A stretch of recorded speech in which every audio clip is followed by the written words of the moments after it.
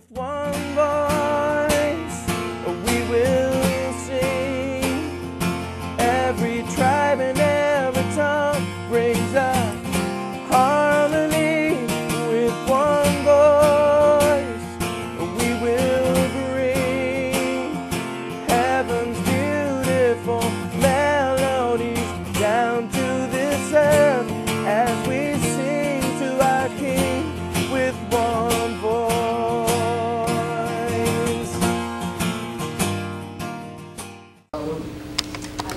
Are y'all excited to be in the house of God today? Yes. I'm excited. I guess y'all know I'm a worshiper. Because see, I learned a little something about worship. Worship makes the atmosphere conducive to the Spirit of God to move. So when the Spirit of God moves, the atmosphere has to be ready for it. Worship ushers that in. Now, I wasn't always a worshiper. This has nothing to do with what we're going to talk about today. But the Lord put this on my spirit, so I'm using the platform that He's using to talk about. I wasn't always a worshiper. I used to be one of the people, believe it or not, Mom used to stand in the back of the church like this. That just ain't me. Ain't me. Don't move me like that. That used to be me, believe it or not. Can I get a witness? That used to be me in the back. As long as you fucking pray. Falling out, caning on, throwing the hands up all over the floor. That's what I do. But when I became a worshiper, I seen God do things in my life that I couldn't possibly do on my own. Because I surrendered my spirit over to Him. I got submitted to the power of God. And when you can do that, because the Bible says we was created to what, young folks? Y'all know this. We was created to do what? Worship. It doesn't just say that because they needed to fill some pages in the Bible. It says that for a reason. But moving on, I'm excited to be here today, to be able to share on this platform what I believe the Spirit of the Lord is putting on my heart to share with you guys. God always gives me topics that I don't know a lot about, and I guess He does that to make me research and find out and to learn and to grow, and I'm open to that. So I thank the Lord for that. Today's message sermon is going to be entitled, Her Place at the Table. Her place at the table. You see, for centuries, women have been in the back shadows of men trying to find their place. Boldly stepping out into new adventures, trying to solidify their self-worth, but not falling into that trap of believing who society says they are. Can I get an amen? Being labeled or called second-class citizens, forced to live up to an image that's proclaimed to be normal by world standards. Forgetting that God don't make no junk, my mama used to say. He don't make no junk. So He created women with a specific purpose in mind. Truly showing how creative and awesome that He is, because He undoubtedly made them the most beautiful creatures that ever walked the face of the earth. Now, not only on the outside, but also on the inside, where it counts to God.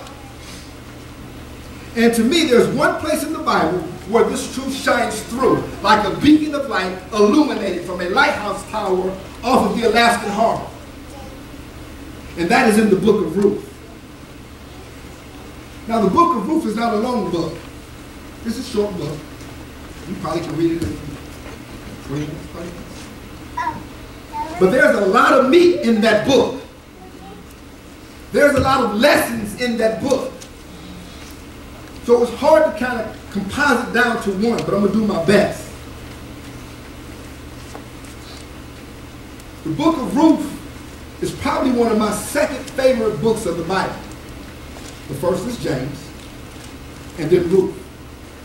And the reason is because in the book of Ruth, God's love and compassion is woven all throughout the book.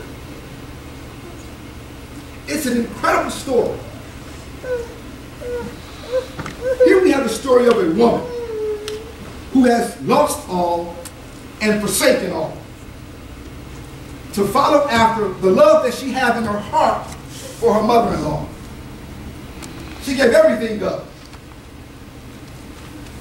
That's impressive right there. That's impressive right there. Because here we are today, and some of us can't even stand to be in the same room with our in-laws. Let's just be real about it. Whether mother-in-law, father-in-law, sometimes we can't be in the same place without chaos breaking out. But here's a woman that gave it all up for her mother-in-law. Now, it would have been so easy for her to walk away because her husband was dead. There was no children. There was nothing binding these two women together. Nothing binding these two women together. No ties except for, look at your neighbor and say, relationship. Relationship. Relationship. Her husband had moved on. There was no children in the marriage. She would have been easy for her to walk away and go back to her own claim. But how many of you know when God has something for you and you feel it deep down in your bones that you just have to stay the course? We're going somewhere. Oh, let's go. She entered into a land where she had no kinsman. A land where she would have been called a second-class citizen. A land where she wouldn't have been accepted, that was going through famine for the most part. Over her own homeland, where her people were, they were doing okay. They were prospering. A land where she wouldn't have even been ridiculed or looked down upon. Why would she make this choice? Why would she choose to do this? See, I believe that God was using Naomi. That's Ruth's mother-in-law. God was using Naomi. See, she wasn't just a mother-in-law. She was also in the mentoring business, unknowing to herself. This will be the bloodline that will spring forth the Son of Man, the Messiah, the Christ, the Prince of Peace, the Savior, Jehovah Jireh, Jehovah Tessenu, Jehovah Rapha. You see, Ruth was the great-grandmother of King David. So you know, there's something uniquely special about this Ruth. Boaz noticed it right away. And we will uncover this as we begin to read our text. And that is the introduction to our story today. Let us go to the Lord and pray. Let every head be out, every eye be closed, every mind be still, and every heart be open and clear. Dear Heavenly Father, we come to you this morning in the spirit of thankfulness and faithfulness. Father, because of the shed blood of Jesus, we can boldly come to you, Lord, and ask that you take control of the service. Father, we desire a divine visitation from you today, Lord. Let your glory rest upon us this morning, so we may find peace in your presence. Father, increase our hunger to burn for you, Lord. Now speak to us this morning. Lord, put your ever-so-consuming cross of protection in front of me. Father, anoint my ears so that I may hear. Anoint my mouth so that you may speak, Father. Anoint the heart of your people for reception. So that we may receive what it is you have for us, O Lord. And we will serve you for all the rest of our days, and it shall be so in Jesus' glorious and mighty name. And all the children of God said, I got the victory. I got the victory. I got the victory. I got the victory. Amen. We're going to pick our story up in Ruth. Chapter 1. We're going to begin reading right around verse 8.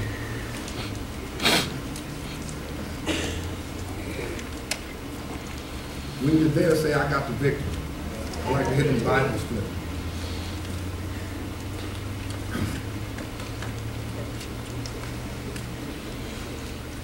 Then Naomi, I'm reading out the NIV, so for a change, I switched it up. God is something else. Then Naomi said to her daughter-in-law, go back, each of you, to your mother's house. May the Lord show kindness to you, and you have shown to your dead and to me. May the Lord grant that each of you will find rest in the house of another husband.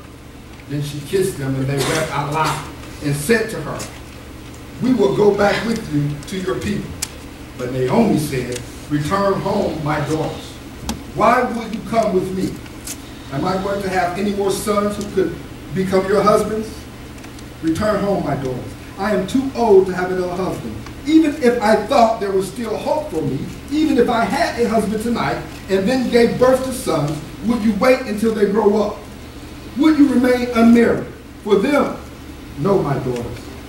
It is more bitter for me than for you, because the Lord's hand has gone out against me.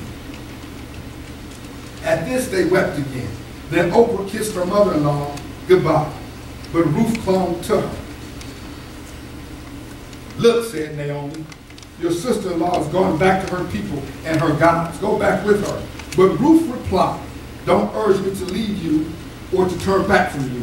Where you stay, where you go, I will go. Where you stay, I will stay. Your people will be my people, your God, my God. Where you die, I will die, and there I will be buried.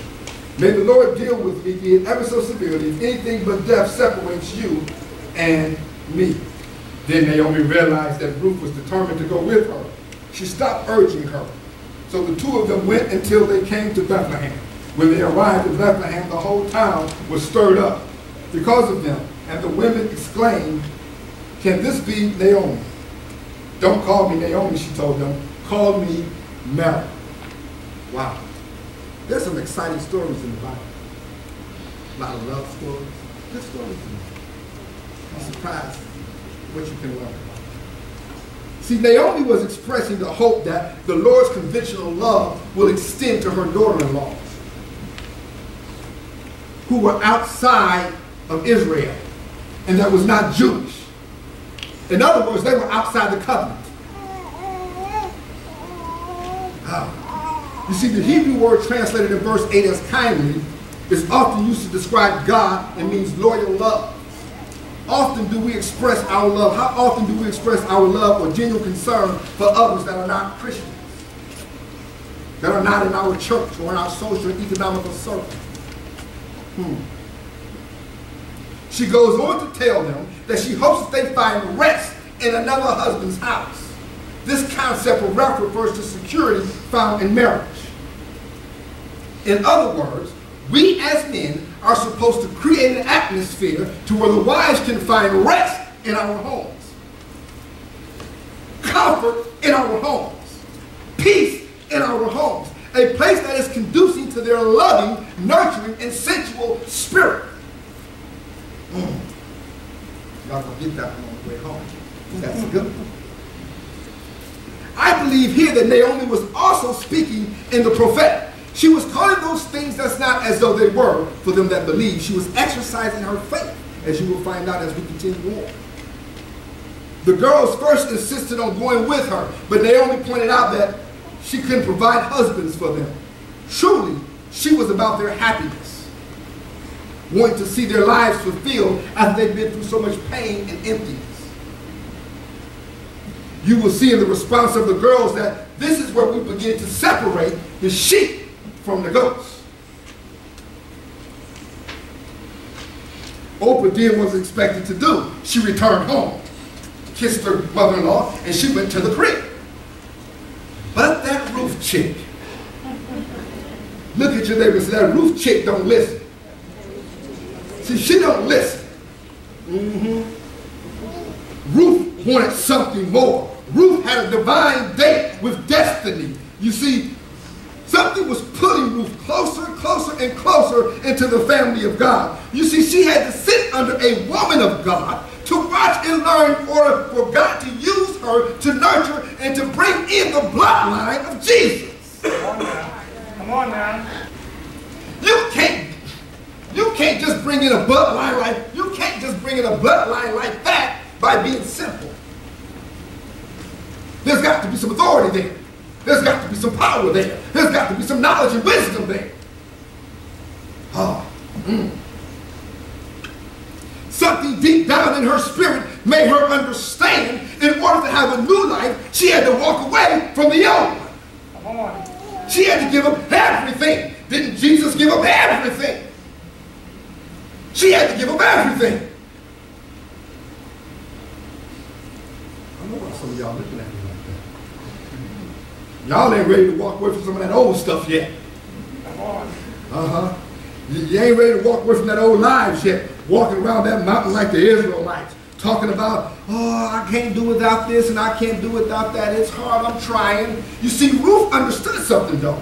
In order, let me back that up because I think some of y'all missing that. Some of us are still walking around the mountain like the Israelites, talking about, I can't give this up yet. I can't give that up yet. Talking about, I'm trying, but it's hard to do. But see, Ruth understood something. Ruth understood that in order to get something different, you got to do something different. Ruth made a choice to stay with her impoverished mother-in-law, who was broke, busted, and disgusted. She didn't have anything. But Ruth decided to stay with her anyhow. I believe that this was the very action, the very time, the very moment. This moment right here, this defining moment right here is where Ruth found her place at the table. That's right. That's right. This defining moment right here is where she stood out with other great women of the Bible that God made sure that will be mentioned in the Bible and throughout all eternity, you see. It was incredible the way Ruth described the determination to stay with her mother-in-law. She said in verse 16, where you go, I will go. Where you stay, I will stay. Your people will be my people. Your God, my God. Where you die, I will die there also and be buried. And may the Lord deal with me ever so severely if anything but death separates me and you. Oh, glory to God. Wow. That gets my blood boiling. When is the last time you've seen that kind of compassion from someone? When is the last time you had that kind of compassion? Come on. You see, I believe that this is the same kind of love and compassion that God has for us. The same kind that he sent his only begotten Son. And we wonder why he chose this woman to begin the bloodline. This Moabite woman who was outside the covenant. Why her?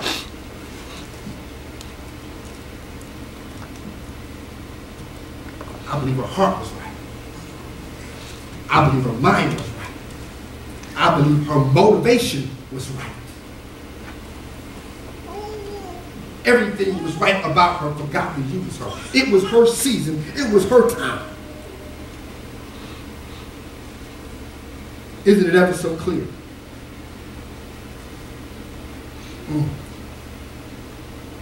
As we continue to read, we're going to pick our reading up in chapter 2. And we're going to start at verse 2. And we're going to proceed down to 16. And Ruth the Moabite said to Naomi, let me go to the fields and pick up the leftovers of grain. Behind anyone who has eyes, I find favor. Naomi said to her, go ahead, my daughter. So she went out and began to glean in the fields behind the harvesters. And it turned out she found herself working in a field belonging to Boaz, who was from the clan of Elimelech, who was Naomi's husband. Just then Boaz arrived in Bethlehem and greeted the harvesters. The Lord is with you. The Lord bless you, they called back. Boaz asked the foreman of the harvest, whose young woman is this? The foreman replied, she's the Moabite who came back from Moab with Naomi. She said, please let me glean and gather among the sheaves behind the harvesters. She went into the fields and had worked steadily from morning till now, except for a short rest in the shelter. So Boaz said to Ruth, my daughter, listen to me. Don't go and glean in another's field. Don't go away from here. Stay here with my servant girl. Watch the fields where the men are harvesting, and follow along after the girls. I have told the men not to touch you. And whenever you are thirsty, go and get a drink from the water jar the men have filled. And this she bowed down with her face to the ground. She exclaimed, why have I found such favor in your eyes that you notice me, a foreigner? Boaz replied, I have been told about what you have done for your mother-in-law. since the death of your husband, how you left your father, mother, and homeland and came to live with people you did not know. May the Lord repay you for all what you have done. May you be richly rewarded by the Lord, the God of Israel, under whose wings you have come to take refuge. May I continue to find favor in your eyes, my Lord, she said. You have given me comfort and have spoken kindly to your servant. Though I do not have the standing of one of your servant girls, at mealtime Boaz said to her, come over here, have some bread and dip it into the wine vinegar. When she sat down with the harvesters, he offered her some roasted grain. She ate all she wanted and had some left over. And she got up to glean. Boaz gave orders to the men. Even if she gathered among the sheaves, don't embarrass her. Rather, pull out some stalks for her from the bundles and leave them for her to pick up, and don't rebuke her. Wow. We find Ruth's journey with Naomi to Bethlehem here. And as the story unfolds, we see her making a pledge to glean in the fields. So that her and Naomi can eat. Ruth didn't know that she was going into the field of Boaz. But God was providentially directing her steps. God was providentially directing her steps. In other words, he was hooking her up with a blind date. Some of us have been hooked up by God before with a blind date. And when he hooks you up for real, and it's forever. That's right. Make no mistake about it. He's the best matchmaker I know. You see, Ruth's reputation had preceded her. Boaz knew of her before he even met her. And it was because of the loyalty and love that she had for her mother-in-law, is what he had heard about. But I can envision the moment when he first met her. Now see, because I remember back in the day, see, I wouldn't always say. And back in the day when I used to go to social events with my boys, and we used to go to the clubs and functions and stuff like that, and we'll walk in and we'll look for the most beautiful girl in the room, and the first thing we'll say is, who is that? Some of y'all know what I'm talking about. That's the first thing we say. Boaz did the same thing. As soon as he stepped onto the field. So that tells me two things. She either must have been strikingly beautiful or strikingly ugly.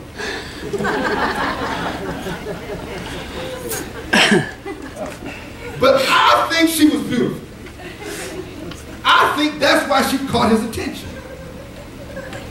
Because he said, hey, how you doing? Who is that? So I think she caught his attention because she was strikingly beautiful. So I can envision that moment when he first saw her. And right away, upon entry onto the fields, immediately, without even getting to know her, he began to show her favor. He told his boys, don't touch her. Don't lay a hand on this one. And see, so now you got to know a little bit of the history why he said that. He said that because back then, when women would work in the fields and harvests with men, they would take advantage of them. They would molest them and things like that. So Boaz made sure he told his boys, don't touch this one. Don't lay a hand on this one. Matter of fact, he said when she needs some help, make sure you help her out. Don't embarrass her in the fields. Furthermore, while you're harvesting, pull a little extra out so she ain't got to work so hard. That's kind of what he said. You know, put a little extra something out so she ain't got to work so hard. But remember what she claimed back in verse 2? She said, whatever field I go to, I will find favor. Calling those things as not as though they were. But it was God giving confirmation to what she had already claimed, you see. Boaz was concerned for Ruth's provision and protection. How do I know this? Because he even thought of to tell her, if she needs water, go and get some. That's thoughtful of someone that you don't know, that you've just met, that's out of the covenant, that's working in the fields. He didn't tell that to his boys.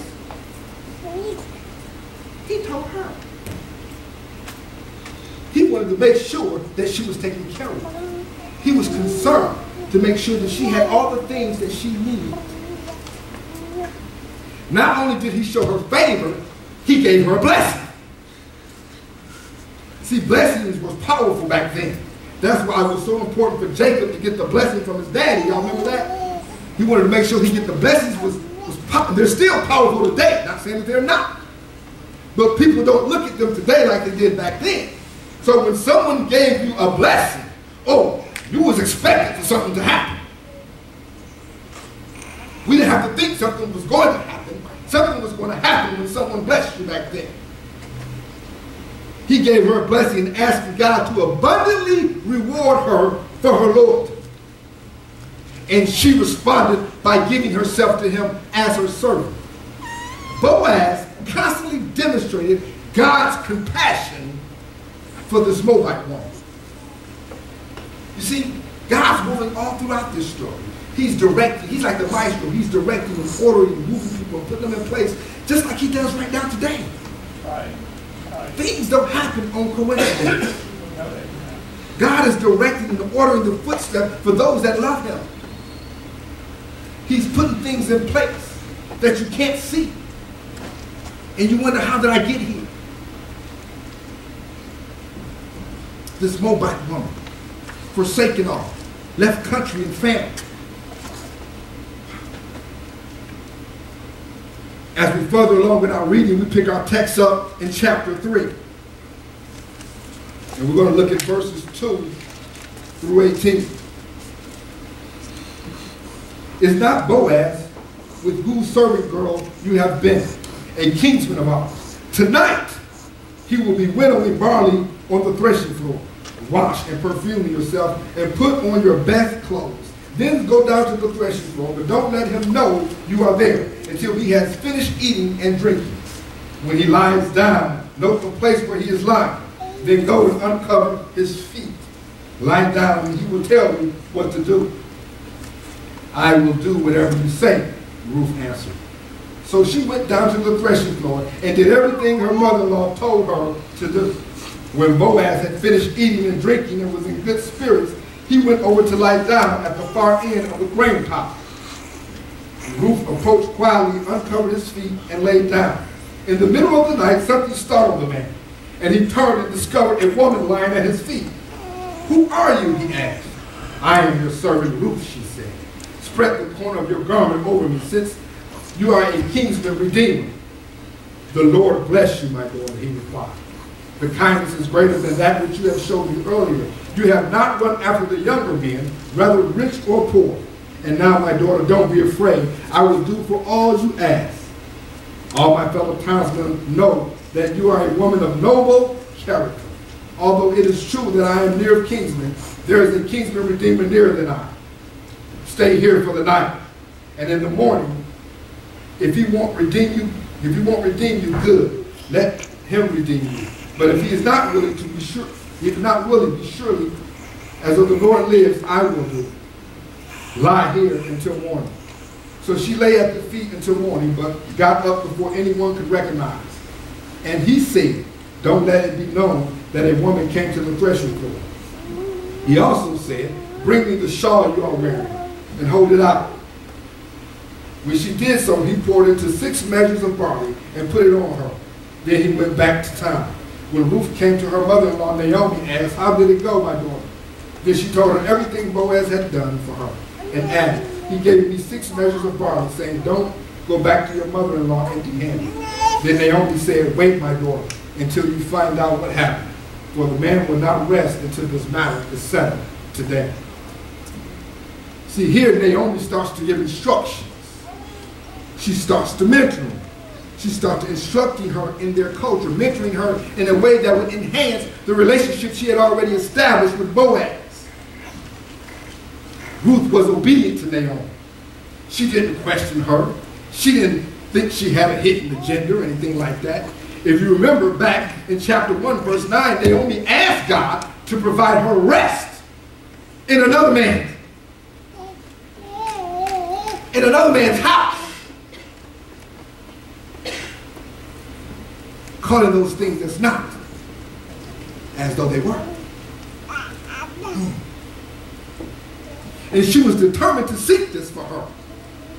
What Ruth didn't know was by uncovering his feet and lying down by him and holding his feet and touching his feet was an act of submission. This would cause for Boaz to have to make a decision. He's got to make a decision today. Either he's going to be her protector and most likely her husband.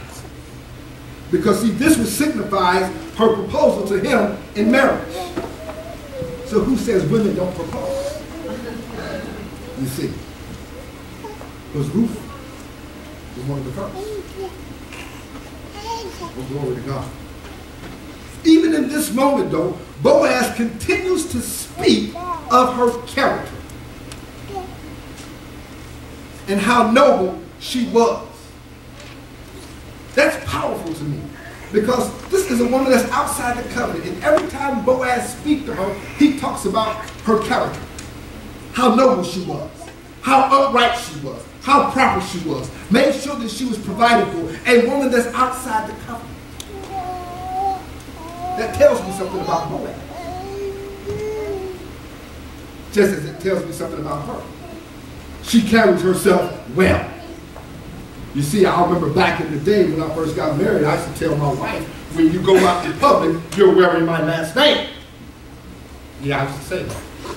So make sure you carry it properly. Okay?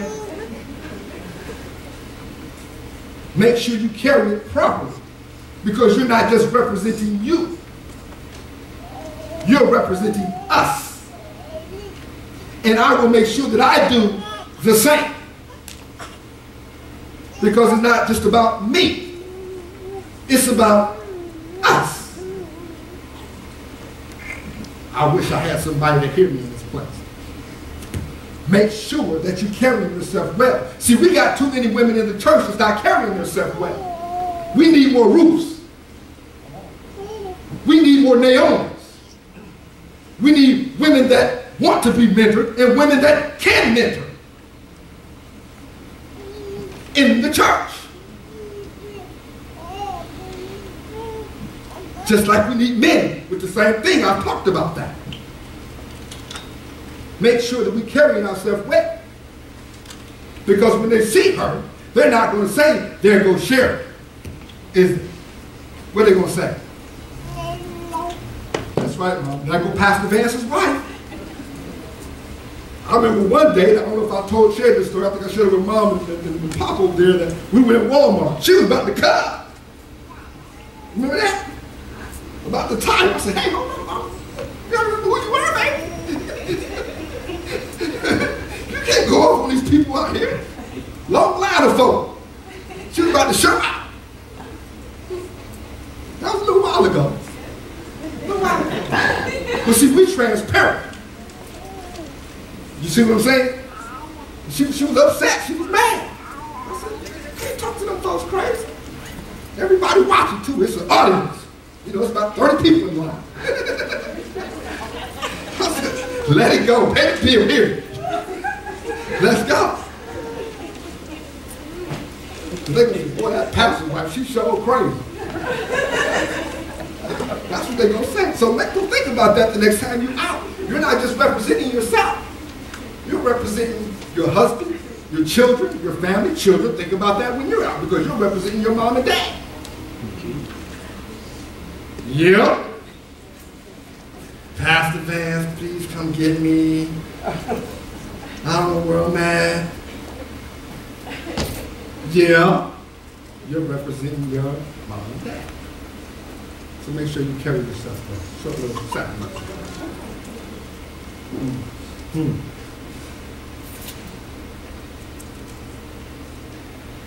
So she gets home and she tells Naomi everything that happened. Naomi says to her, she tells her, I'm sure she was excited when she ran in the house. Hey, I did everything you told me, and this is what Boaz said. You know, it's like a 16 or 17-year-old coming home from their first date. And they run in the house and they tell their mom, hey, well, they should be telling their mom anyway. You know, you bring them up right and teaching them, you post her. Should be, hey, this is what happened, Mom, and this is what said, and this is what went on, da, da, da, da. And that's how she was, I believe. She was excited to share what happened, because I don't know if she thought what she told her was going to work or not. But it did, apparently. So she was excited to get home and tell her. And Naomi told her, hold up. She probably was ready to run down to the corner to where the townsman was at and hang out with him. But Naomi told her, hold up. Let him do what he do. He got some things to do. Because she was confident that Boaz would do what he needed to do to make Ruth his wife. Why was she confident of that? Because throughout this whole story, since her interaction with Boaz, Boaz has continuously provided for her. The little things all along the way. He was taking care of, making sure she had water and food, giving her extras for both of them to eat. He cared. He cared for her. So he was showing that he's showing that he was genuinely interested in her. He constantly demonstrated God's love to this woman. You see, even though we read that there was another relative closer than Boaz, that's why he had to go and talk to the townsmen and everybody knew what's going on. Because it was a different time back then. You couldn't just marry somebody. It was up to the brother or the next relative to take care of their sibling's family, so to speak, to make a long story short. And so Boaz was not the next one, but the guy that was next, he didn't want no parts of that. That's why Boaz said, if he doesn't redeem you good, then I will certainly do what I need to do to take care of you. So it's a matter of understanding the time. And so he did. Ruth and Naomi, two incredible women. So after he had taken it to the men, the council downtown, Boaz went on to marry Ruth. And they had a son. And his name was Obed. Obed was the father of Jesse, who was the father of David. And we all know what came from the bloodline of David. That's right. That's right. You probably said, Pastor Vance, I hear the story. It's exciting. But what's the point? Here is the point. Sometimes when you feel like that you're without country, you're without family, you're without home, you're without friends, you're without all of that stuff, and you're like Ruth, and you done gave up everything. When you feel like the whole world is craving in on you, you have to trust God. You have to trust God. When you know that he's got a calling on you, and you don't know what it is, but you feel that thing deep down in your bones, you have to stay the course. You cannot turn and run. You cannot get distracted. You cannot get off path, because your calling or your breakthrough could be just around the corner. You have to stay the course. If you know God has something for you and he hasn't revealed your purpose yet, you have to stay the course. When you're feeling alone, nobody loves me, nobody cares about me, I'm going through all of this, it's just me and my wife or me and my husband against the world, you have to trust God. Because if you stay the course, he will give you houses that you didn't build, vineyards that you didn't plant. He will give you land that you didn't own, sisters and brothers that you didn't have, a mother you can love, relationships that is healthy. But you got to trust God. You got to trust God even when you can't trace him. Yeah. She couldn't see God in this thing, but she stayed the course. Some of us think if God not talking directly to us, or we can't see God in this situation, that he's done took a day off. God is always forever moving, changing, progressing. That's why the word is the living word. It's an evolving word. God is always moving, shaking, and directing things. He don't take days off. You just got to stay the course. You got to have the faith to stay the course. Trust him when you can't trace him. Because if you're faithful, and you do, you will find your place at the table. The table that he has prepared before your enemies. See, the Moabites and the Jews were enemies. Ruth found her place at a table that God had prepared. Powerful, powerful, powerful story. Get into the book of Ruth. Read it. It will inspire you. It will give you hope. It will teach you how to love. It will teach you compassion. And when you look at your wife the next time, your girlfriend, your sister, look at Ruth. Speak character. Speak nobility. See her the way God sees her. Respect her the way God respects her. I thank you all for your attention today.